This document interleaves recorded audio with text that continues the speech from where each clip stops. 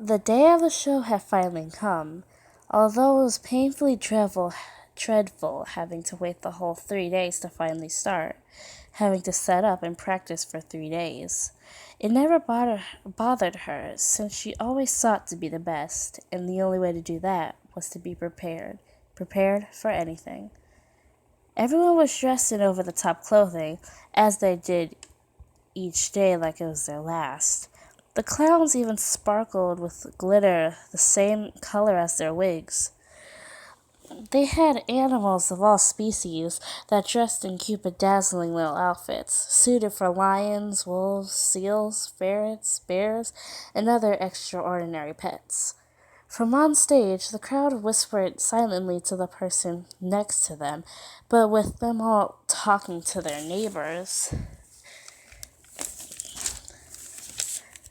the sound collabed together to create bigger noise.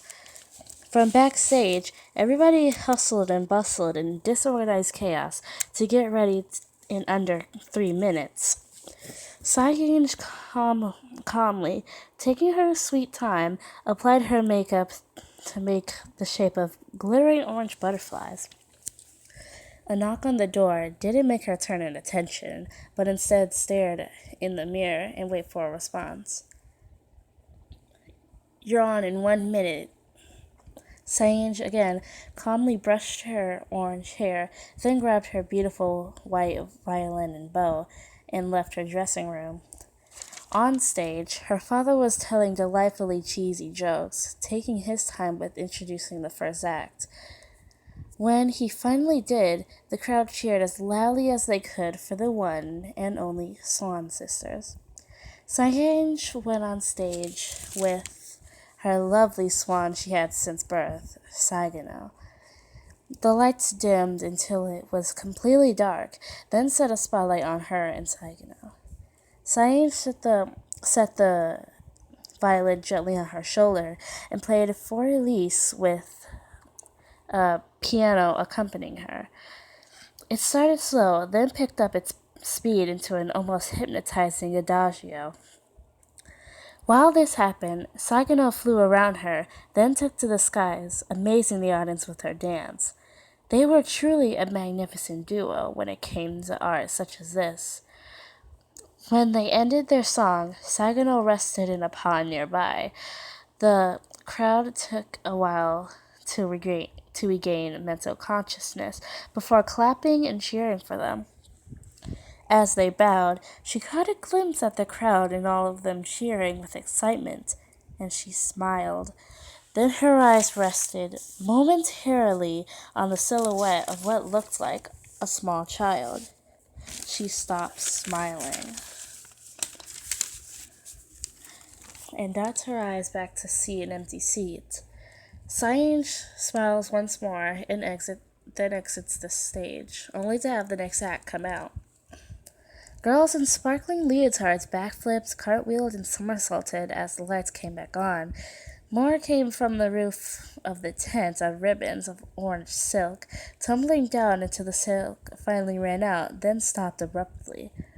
After that display, the clowns and most of the other animals did tricks that were difficult to do, but they weren't impossible. On the trapeze, one sets to work getting a line to climb to the top and walk the line. Others tried the classic unicycle juggling trick with one hand, but all were incredible in their own way.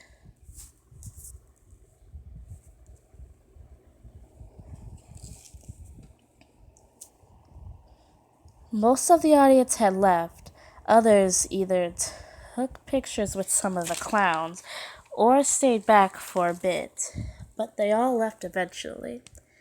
Those who could drank champagne in celebration for a successful show. Cyan, being underage, she was in charge of feeding the animals and making sure they stayed in their pens.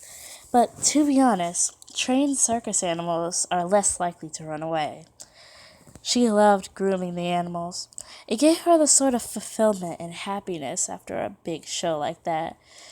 Her mother soon entered the room to check on her talented daughter. "Hardinge, you were wonderful out there."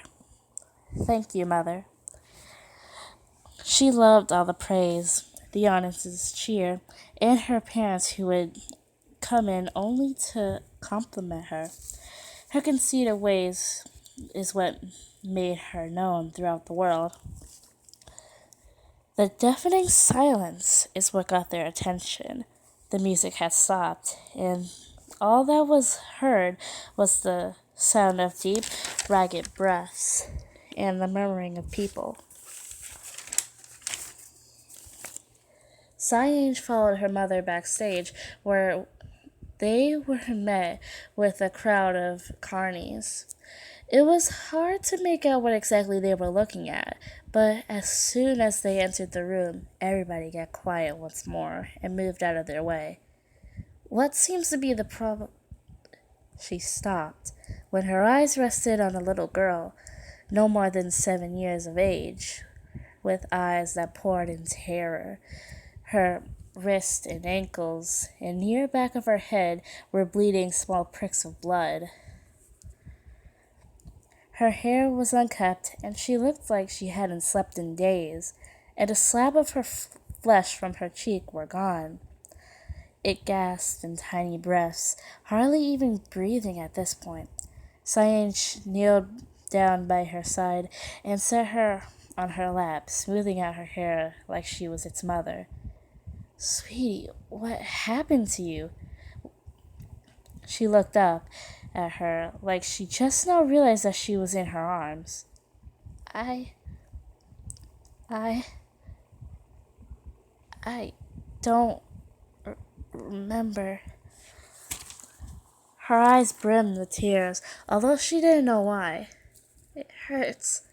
Somebody give me some rubbing alcohol and a napkin." Luckily for them, both were close by. Hardinge poured a small amount onto the napkin, then lightly dabbed it on her wrist first. The only slight movement the little girl made, signaling that she was still somewhat alive, was a small flinch. It didn't work. The blood still came, maybe even worsened. "We need to get her to a hospital. Dad, call 911. The sheer horror in her eyes seemed to also worsen at the mention of a hospital. "No," is all she could say. "No!" She struggled out of her grip and succeeded, sprinting away from the group and towards the stage. Hardinge followed shortly after and found nobody. It was a while before anyone realized very small breaths and feet from behind the curtain. No one was willing to step up to the injured girl, so Hardinge sent everyone else away to talk to her alone. "Sweetie," she said as she walked up the stairs, "I just want to talk to you. Can you come out?"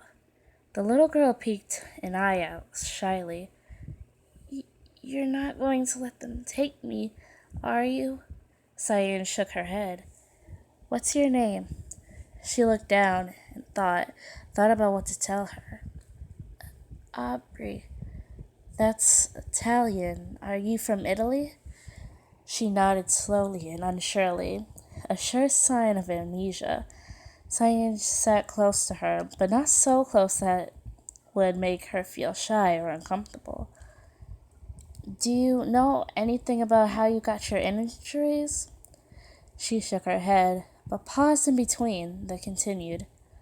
"All I remember is a song playing in my head over and over and over, and she began lightly humming to herself, a song that sounded familiar to her and was drawn by it. Moonlight Sonata. The song was too morbid to ever be played in her routine, but she wanted so hard to pick up her violin and play. Aubrey stopped when she realized what the music did to her. I'm so sorry." Hardinge took a moment to regain her consciousness before she processed what she had said. "Now I know how my audience feels." "Don't be. That was beautiful." No, you don't understand. I hardly do, but I know it was wrong. I shouldn't have. Aubrey let go of the curtain, wrapped her arms around her legs, and sobbed. I just want to go home with my mama and papa. I want my warm bed, milk, and cookies, and my toys. There was a long pause between her sentences, obviously remembering something. What is it? I I was told to tell you something. It was from someone named Antonio, Arthur, I forget. Neither of those names sounded even slightly familiar to her. She didn't know anyone named Antonio or Arthur. But but it was a miracle that she could remember that much.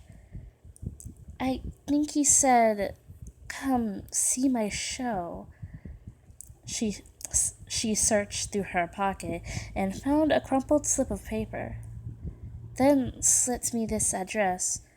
When Aubrey gave the slip to her, it showed the address to a theater in Italy.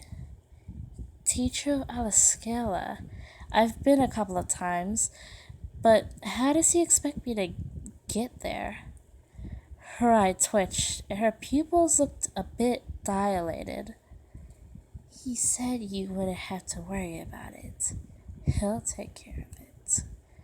Her tone sounded very somber and dire, with a hint of playfulness. Okay, well, did you come from Italy, or are you just visiting? She blinked a couple of times, fixing the way her eyes looked. Italy. I honestly don't remember coming to Berlin. And yet you remember what city you're in? I guess so. Aubrey's case was strange. She drags herself from Italy to Berlin with random pricks in random places that don't really seem to bother her anymore. She remembers what city she's in, what someone told her, and in most cases of amnesia, the subject wouldn't remember their own name, yet she does. I don't know what to do. I mean, for our next show, we could take a detour and drop you off, but it would take a while. She nodded sadly, tried to maintain a smile, but failed.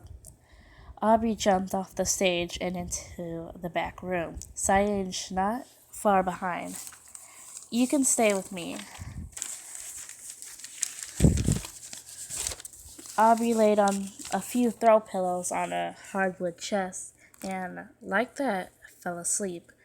Saeed grabbed a cover from the armoire, and just as she set it on top of her, her father came into the dressing room. Is everything okay? Yes, everything's fine. I just wish I could help her. He kissed the side of her head. How about you get some sleep? Sure, why not?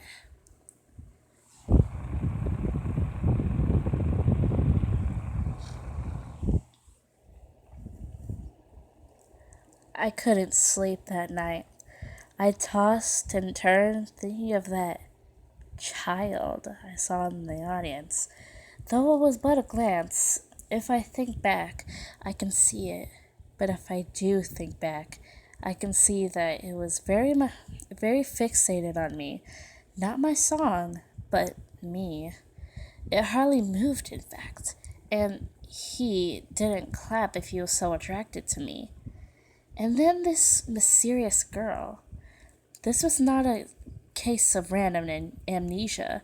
Again, she wouldn't have remembered her name, yet she remembers where she lives.